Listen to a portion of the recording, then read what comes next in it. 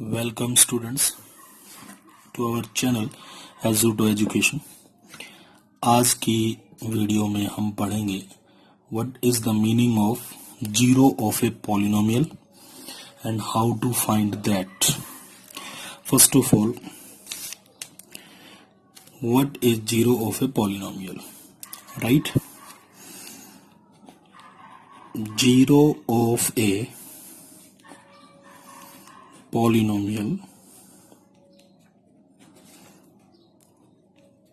is the real value of x which makes 0 to the polynomial.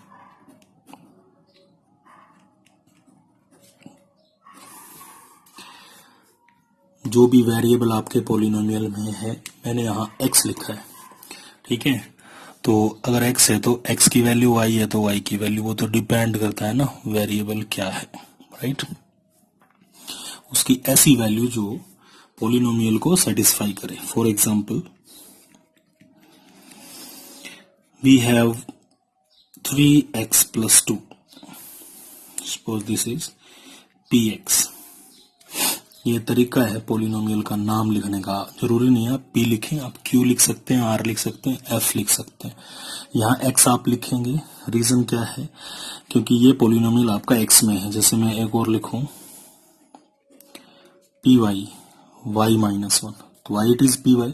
Because this polynomial is in variable y, right? Now taking value x is equal to 1, इसमें मैं x is equal to 1 लिखूंगा। Put x is equal to 1, then it is 3 into 1 plus 2, so it is 3 plus 2, that is 5, which is not equal to 0. Therefore x is equal to 1 is not the zero of polynomial p. px polynomial का ये zero नहीं है। इसमें मैं put करता हूं, put y is equal to 1, then y is equal to 1, 1 minus 1 it becomes 0। तो हमने p1 कैलकुलेट किया, 0 आया, तो आप क्या कहेंगे? therefore x is equal, y is equal to 1 is zero of polynomial, ठीक है? सो जीरो वो वैल्यू जो पॉलिनोमियल को सेटिस्फाई करे। जैसे एक एग्जांपल और ले लेते हैं। सपोज हमारे पास एक पॉलिनोमियल है qx, that is x square plus 5x plus 6।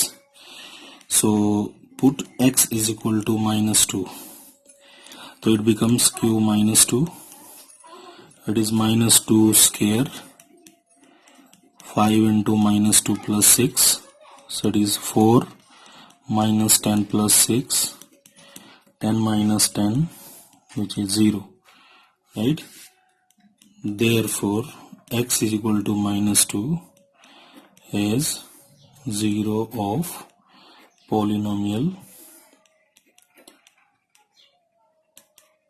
q। तो पॉलिनोमियल आप देख पाए कैसी वैल्यू, वेरिएबल की वो वैल्यू जो पॉलिनोमियल को जीरो कर दे, ठीक है?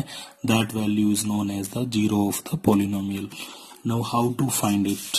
Okay, so know very well that polynomial का जीरो फाइंड करना है तो it depends upon polynomial. Procedure जो है ना वो पॉलिनोमियल पर डिपेंड करेगा।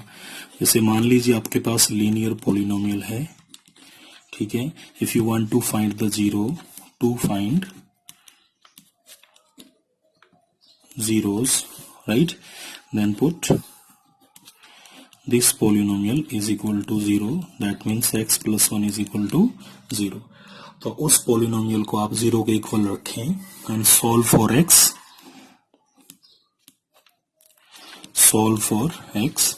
So if you take x plus 1 is equal to 0, then x is equal to -1, तो x इज इक्वल टू -1 जो है इस पोलिनोमियल का क्या है, 0 है। आप पुट करके देख लीजिए। If you put x is equal to -1 then -1 + 1 it becomes 0। तो हर किसी का ऐसे नहीं आ जाएगा। हाँ, एक बात कॉमन है, if you want to find zero of any polynomial then you have to equate that polynomial to 0, right? Suppose you have second one, this is x square plus 5x plus 6, right? So this is factorization। आपको यहाँ factorization की जरूरत पड़ेगी because it is quadratic। If you equate this equal to 0 then factorize it। The factors are x plus 3 and x plus 2, right? Multiplication of two factor is equal to 0. That means either x plus 3 is equal to 0 or x plus 2 is equal to 0. From here you get x is equal to -3 and from here you get x is equal to -2. So zeros are -2 and -3। This is linear polynomial, so direct value आ गई।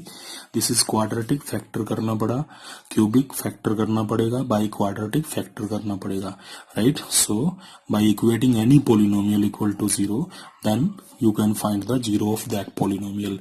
Again, zero of a polynomial is the value which satisfy, or you can say which makes the given polynomial 0।